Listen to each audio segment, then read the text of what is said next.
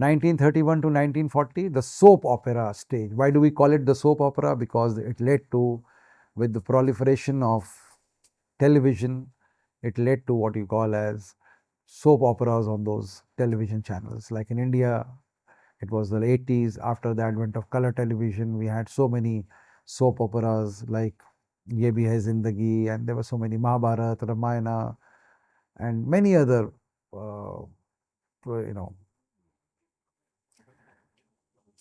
The Great Depression leaves publishers financially squeezed, and the radio starts to gain prominence as a source of entertainment. So we have a soap opera on television also.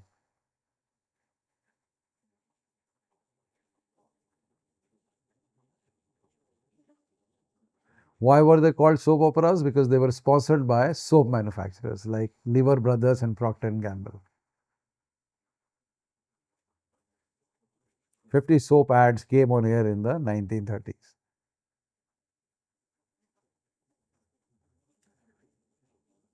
By 1933, 55% of the Americans have a radio.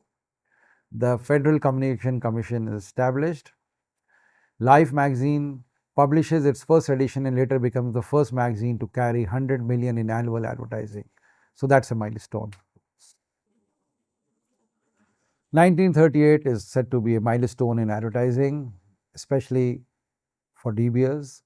N.W. Iyer, they helped create the De Beers Diamond is Forever slogan, which is enduring till date and helping create an aura and mystery about the diamonds, especially the solitaires. So now advertising was all about differentiation. So what is the recap? The Great Depression leads to a vast unemployment and slashed budgets. America sees an early form of sponsored content with the emergence of soap operas on the radio because television had not yet happened. Competition leads to a focus on product differentiation, that how my product is different from my rivals. Many advertisers switch from newspapers to radio, which becomes the prominent component of American life, and it surpasses radio advertising, surpasses newspaper advertising. 1941 to 1950, we had the World War. It was a time for war, television, and the telephone. World War II propaganda creates a whole new level of ad clutter. A lot of nationalistic jingo ads, jingoism was there throughout the world, especially the America. Look at this ad. When you ride alone, you ride with Hitler. So the idea was that you need to go for cab sharing, help save fuel, and save on money. Nationalistic advertising was very, very popular.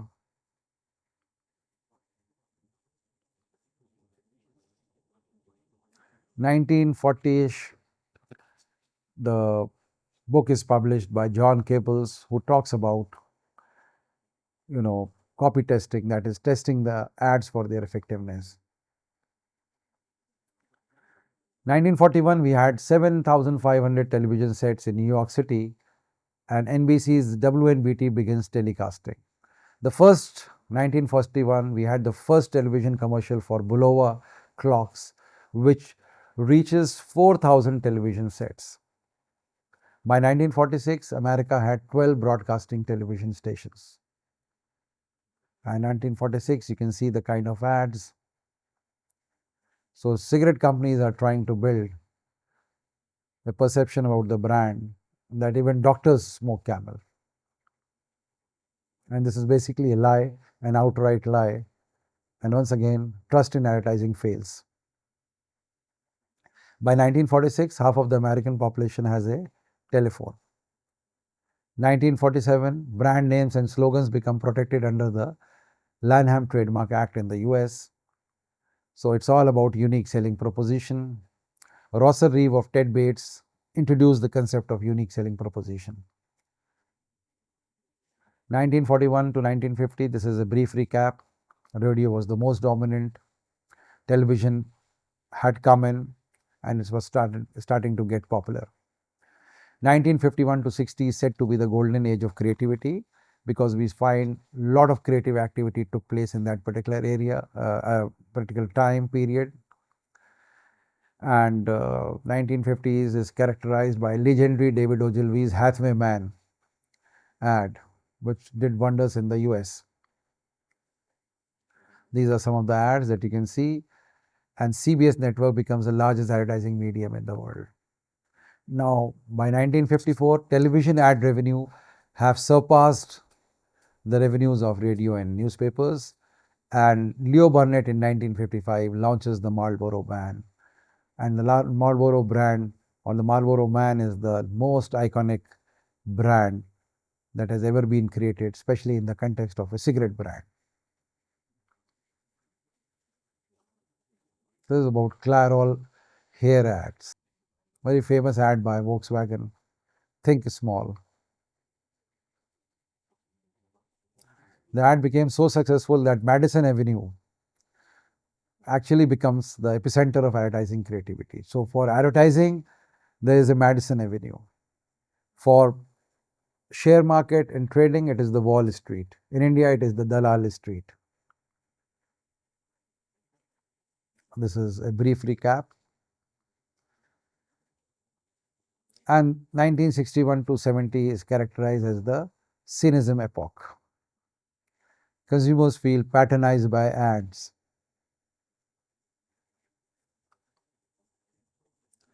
And 1960, the Pepsi generation ad sparks the cola war. Magazines start boycotting cigarette ads. 1967, MacD airs its first TV commercial claiming burgers, fries, and shakes are fun.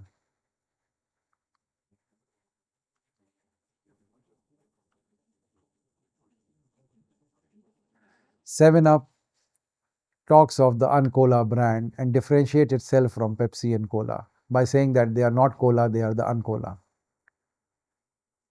By 1969, a disillusioned man says that nobody reads advertising, people read what they want to read, and sometimes it's an ad. 1971 is correct to 80 is characterized as the brand image era. Telemarketing emerges.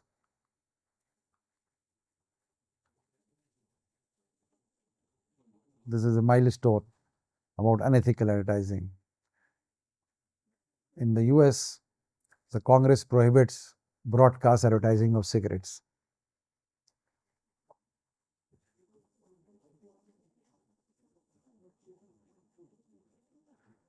Social scientist Herbert Simon introduces the concept of attention economics. And what he says is very, very important. He says a wealth of information creates a poverty of attention. So what he means to say is that too much of advertising leads to lack of attention.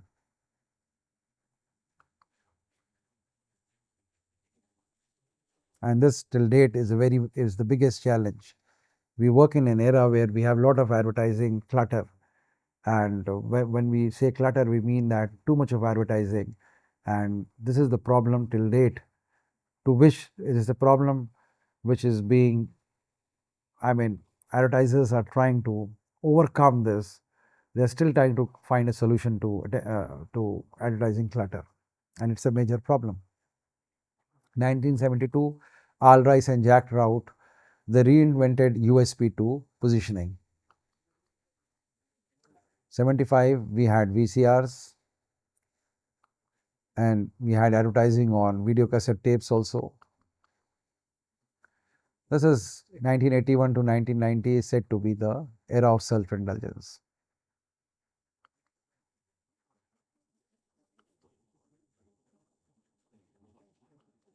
This was a time when you had those holding agencies come up. Big companies started forming holding companies, gobbling up smaller agencies.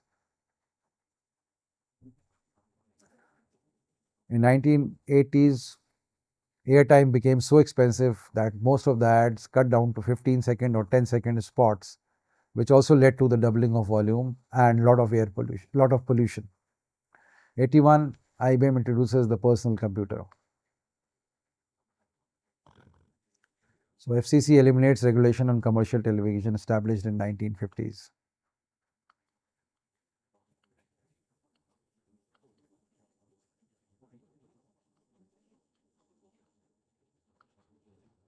1985 is characterized when Coca-Cola made a mistake of facing stiff competition from Pepsi-Cola. Pepsi-Cola had employed Michael Jackson and Madonna as the new generation icons, and this created a fear in the Coca-Cola company, and they thought that there's something wrong with their product rather than with the consumers. So they went about changing the new product, and they came out with something called as a sweeter new Coke, and they wanted to combat Pepsi, but this move bombed, and ultimately they had to come back with the classic Coke.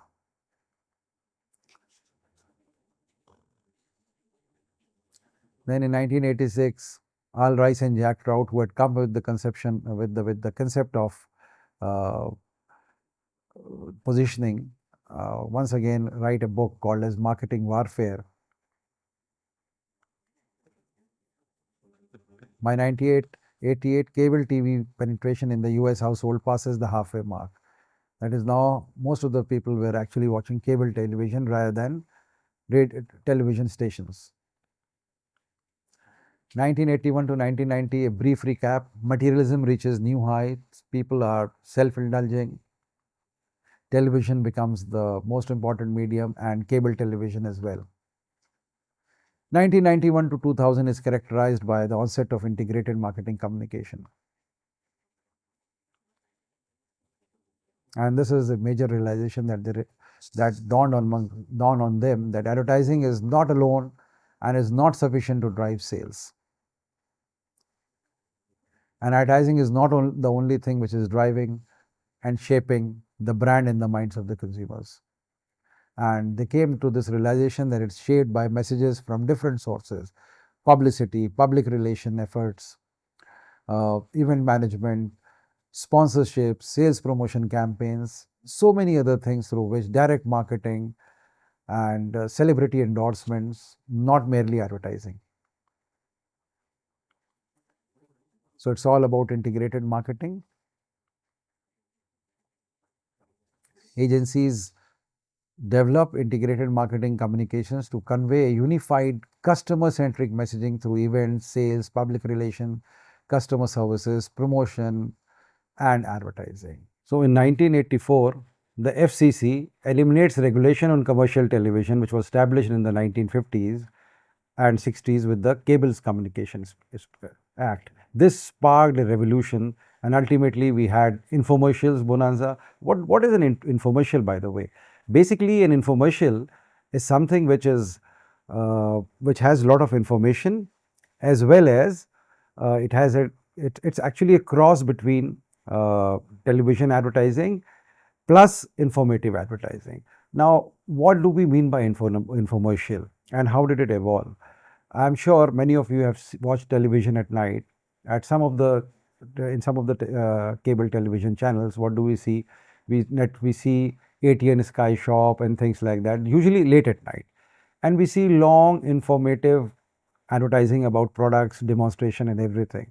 Now that is not possible during the daytime, because daytime the airtime is very costly, especially during the prime time. So generally you will get 10-second spot, 20-second spot, 5-second spot, not more than that. So infomercials were basically meant for products which needed demonstration, which needed explanation. So a lot of products where personal selling was involved, but personal selling was quite expensive, so the companies resorted to something called as infomercials. So infomercials are basically what you see at late night on certain cable television channels, where you see the demonstration of a product, and they are for extended period of time, usually 3, 4, 5 minutes, 10 minutes. So such are what we call as infomercials. Basically, it has sparked a revolution: get rich quickly, make bank from your home, and things like that. So these were basically the ideas and the taglines which were being floated. And once again, advertising failed to inculcate a trust in the consumers. 1984 is characterized by Apple launching its Macintosh computer range. Apple's board didn't like it, so their advertising agency sold everything. The ad accidentally and permanently raised the bar for all future Super Bowl advertising. We already know what happened in 1984. So 1990 is characterized by an era where cell phones were launched and they started to reach the mass market. In India, cell phones reached the Indian market in 1995, became popular only after 2000, especially after Dhirubhai Ambani launched a project called as Reliance, and Reliance Telecommunication, and ultimately Jio is Mukesh Ambani's venture. Dhirubhai Ambani had a different venture, Reliance Infocom, and it was basically he had a dream, Mera Sapna Sabka Apna. So that is when mobile telephony became accessible to all the Indians. But prior to that, even though it was launched in 1995, it used to be very, very expensive. So cell phones started reaching the mass market in the 90s in the Western countries. Functionality was basically limited. If you look at the earlier cell phones, they were basically able to make calls, and sometimes you could even get some messages. So what happened in the 1990s, there was a recession, and that led to focus on increasing sales instead of advertising, because we all know that advertising increases the brand image, it enhances brand loyalty, but that is advertising pays off when you have a boom, when the economy is doing well, people are flush with money, everybody wants a brand which stands out, which speaks for the consumer. So I would want to go with a brand which speaks about me. So it's all about the personality of the brand, it is all about the image of the brand. I would not go with a bargain basement discount store brand. But when there is a recession, there is nothing but to sell products at a discount. So basically sales promotion campaigns work very well when you have a recession or a depression, and this actually boosts sales because people don't have money. So you go in for sales promotion, you reduce the prices, buy one get one off, up to 70% off, up to 90% off, things like that, extra volume, extra quantity and stuff. So this slash advertising budget had a major role to play, and many agencies either closed shop, the smaller ones which were not able to survive, or many of them merged together. So this was a global phenomena. And by 1993, the internet has 5 million users around the world. And India also around 1995, 96 started making its mark. We had BSNL in tier 2 and tier 1 cities, and in metropolises we had VSNL, which were offering they were offering internet services, although they were very, very exorbitant. For 100 hours, you had to pay something like 22,000 rupees. So that was a bomb then. People did not have salaries. So only some, it was a limited, they had a limited scope. Very few individuals actually, high net HNIs, they went in for the internet because it could do a lot of things for them. But for the general public, it was really not accessible then. Only the corporate houses, some of the corporate houses subscribed to that particular plan. But later on, internet became cheap. And as we know, India today is one of the cheapest in terms of the internet cost and mobile telephony costs. So that's something really amazing and remarkable. 1994, we had the first incident of email spam. And Cantor and Siegel law firm in the US posts an ad to several news groups to promote its immigration law practices. So that was an instance of spam mail for the first time in 1994. 1995, you have search engines like Alta Vista, Yahoo launch, Navigator, Netscape Navigator, Internet Chameleon, things which you have not heard of. Microsoft came at a later stage. These were the things that Netscape Navigator was very, very popular. Internet browser. Internet Chameleon was again a very, very popular net browser. Similarly, we had Yahoo search engines and Alta Vista, later on Jeeves and so on. Google became very popular after 2007 when it had its Gmail and all other offerings. This is how it looked like, the search engines, 1997. So Microsoft's search engine. 1998, Seth Godin introduces the concept of permission marketing. The biggest problem, he says that the biggest problem with mass market advertising is that it fights for people's attention by interrupting them. So the basic idea here is that an ad is an intrusion in the minds of the consumers. The consumer does not pay. The consumer does not pay for watching the ad, whether it is in the newspaper or television. He pays for watching the content, for reading the newspaper. So Seth Godin says there's too much going on in our lives for us to enjoy more for being interrupted anymore. And he says that marketers have to turn attention into permission, permission into learning, and learning into trust. By 1998, the average consumer will see or hear 1 million marketing messages, almost 3,000 per day. So just imagine. And nobody has the time for that. So that is 1998. Today, this is 100 times manifold. Then in 1998, Google search engine and MSN Microsoft was launched. Microsoft's MSN was launched, and we can see for ourselves it was launched in a beta stage. Google actually picked on at a very late stage. Google became very, very popular, especially with the launch of Gmail. Earlier, Google was not so popular. And people used to use Yahoo Mail, people used to use Rediff Mail in India. There were many other mails, Rocket Mails. I mean, MSN was very, very popular. But it was only after 2007 that Google actually picked up. 1998, you have TiVo. And by 2000, the internet has a whopping 400 million users, making it the fastest growing ad medium since ever. So you can see for yourself, I mean, internet has the power of reaching each and every consumer, which traditional advertising, sales promotion, personal selling, direct marketing would not be able to do. So internet is a very, very powerful medium. And that is why we are always talking of digital advertising, social media marketing, social media advertising. Why? Because these are the most prominent tools of the current of this particular century to build brands.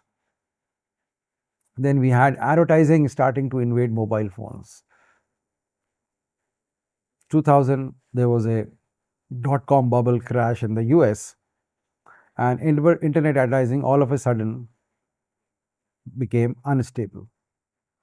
So 1991 to 2000 era is characterized with the advent of integrated marketing, that marketers started realizing that advertising is not the only tool which can do your communication jobs, or it can actually help you attain your objectives. They realize that there are many other tools in the arsenal of a marketer, such as internet advertising, such as sales promotion, public relation, direct marketing, personal selling, which can do the job for them.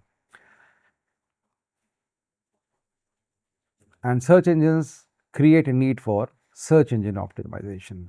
That is, you make sure that your content is at the top of the search. And Seth Godin introduces the concept of permission marketing.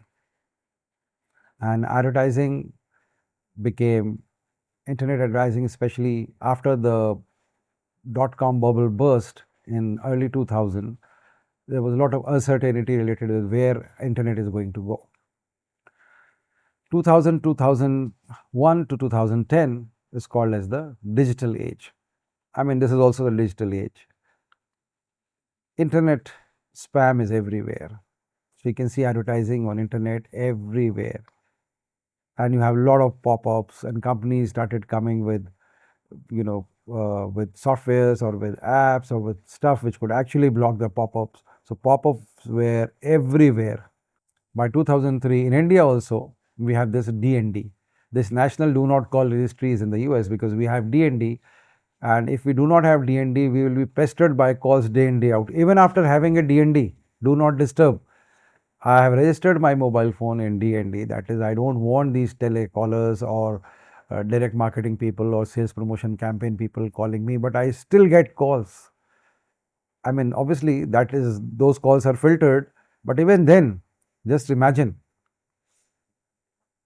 Social media sites start to proliferate.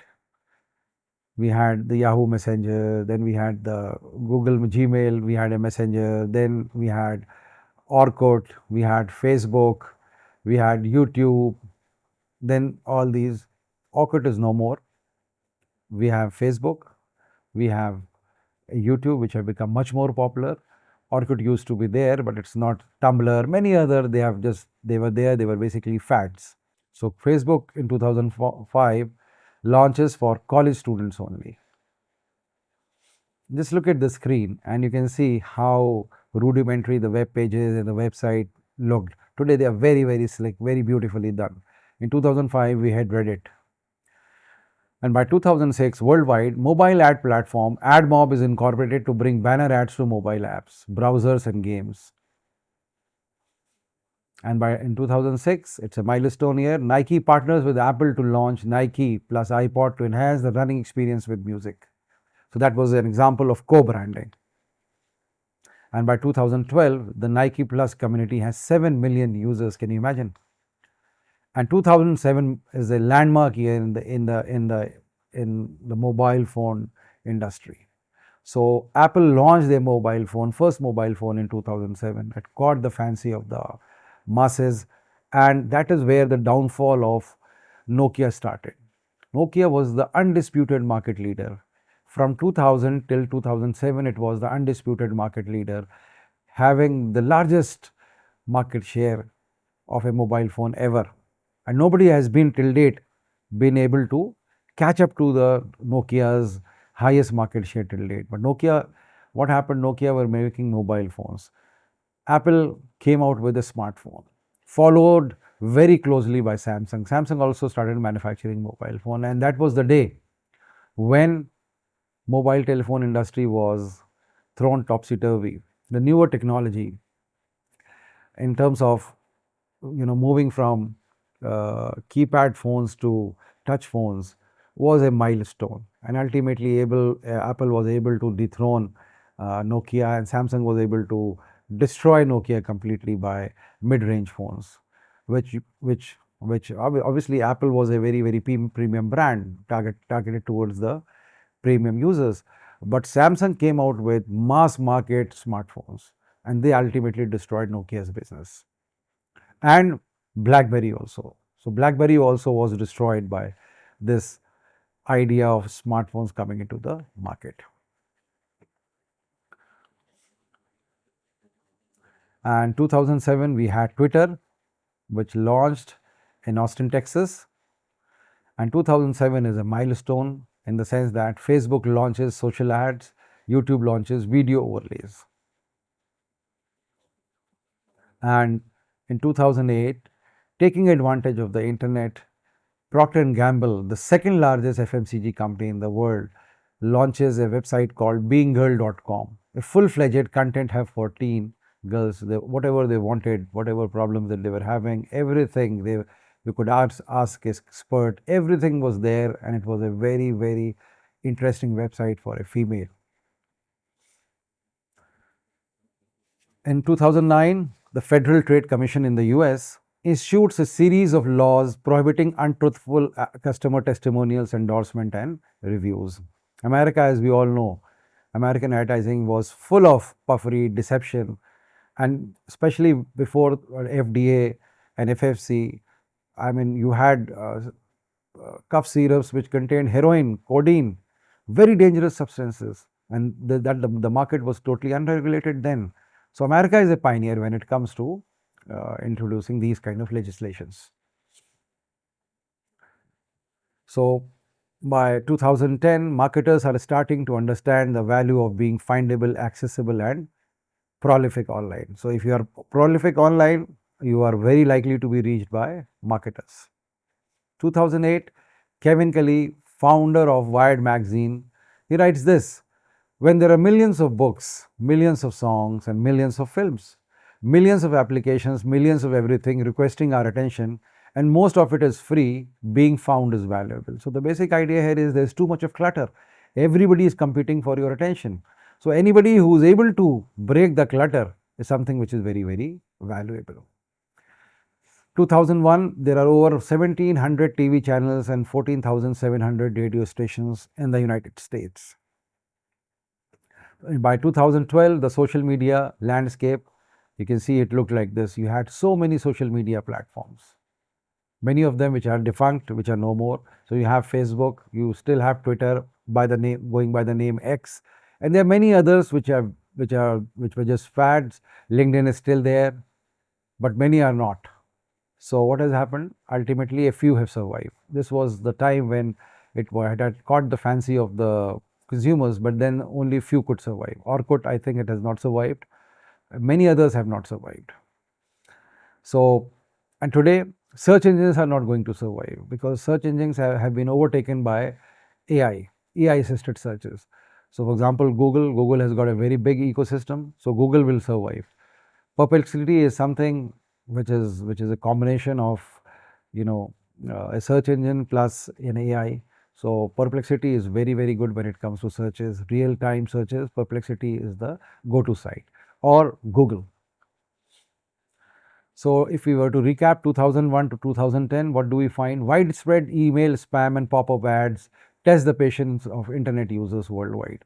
So whenever you opened a site, there was a pop-up, 1, 2, 3, and you were, as a consumer, you were irritated.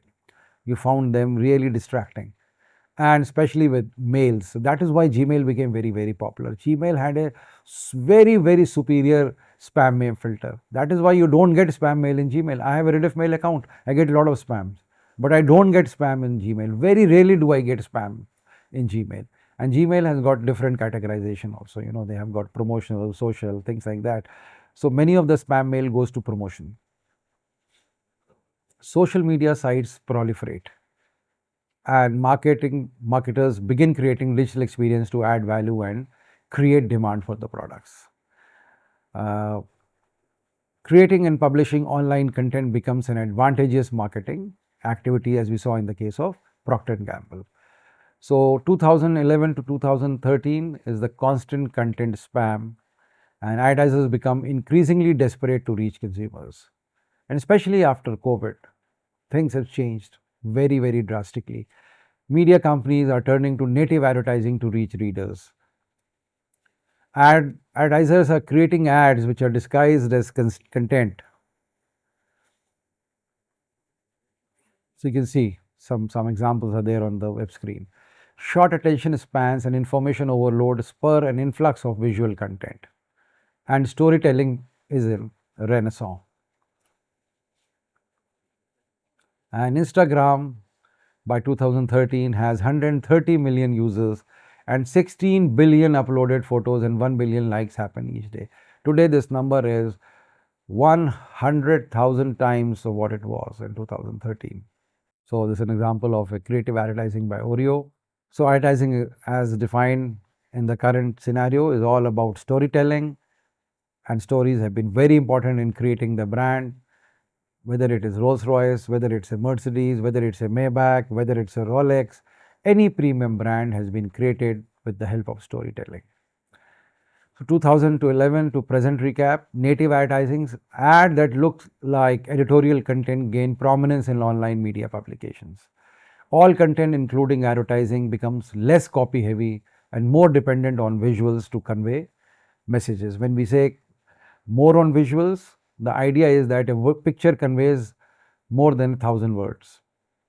And when we say copy, we mean the written content or the verbal content of the ad. So after centuries of advertising, advertisers are cramming ads into every communication channel, and we find ourselves drowning in commercial messages everywhere we spend our time. So whatever you do, you see a lot of advertising. You sit in a taxi, you will find advertising. You sit on a rail, you will find advertising. You sit on an airplane, you will find advertising. You go wherever you, 2 days back, I was just strolling and I came across a police station, and I saw the name of the police station, and the board of the police station was actually a glow board which was created by somebody or sponsored by somebody, and I saw the name of the sponsor, RR Cable. So you can imagine even a police station is now being sponsored. So let's understand and comprehend how cluttered the media landscape is. So this is just a slide for you to understand how cluttered the media landscape is. So the initial days were only for basically print, then we had radio and television in the next 48 years, and then we are faced with all this social media advertising. So in the last 20 years, it's penetrated almost every digital channel. So we have advertising everywhere. Not only has the media landscape grown by type, each type has grown exponentially in the volume. So that is, it is not just the media that has grown or the media type has grown or the type different, the variety of media has grown. Each of them in themselves have grown in terms of the revenues and the billings. So in 2011, there were over 1 trillion pages on the internet. By now, this number has gone up many folds. 1000 billion. But just imagine, there are only 2.4 billion global internet users. This number has gone up. It could be probably 5 billion users. But that means there are 10,000 web pages for every person. This is the data for 2011. I am telling you the current data. This 100 hours is a very, very old story. Currently, there are more than 10, 20,000. You have faceless YouTube channels. AI is being used to generate content. So you have more than 20, 30,000 hours of videos which are being uploaded on a daily basis. And I would say probably more than 1 billion tweets are sent every day. Every 2 days, we create as much information as we did from the dawn of civilization up to 2003. I'll say that it is every 2 hours now. So that's it. That brings us to an end as far as the session on evolution of advertising was concerned. What we have done is we have basically discussed how advertising evolved. We've had a look at its history, and we looked at advertising before the pre-industrial age. Now in the next session, we will focus on advertising, history of advertising in India. Okay? Thank you.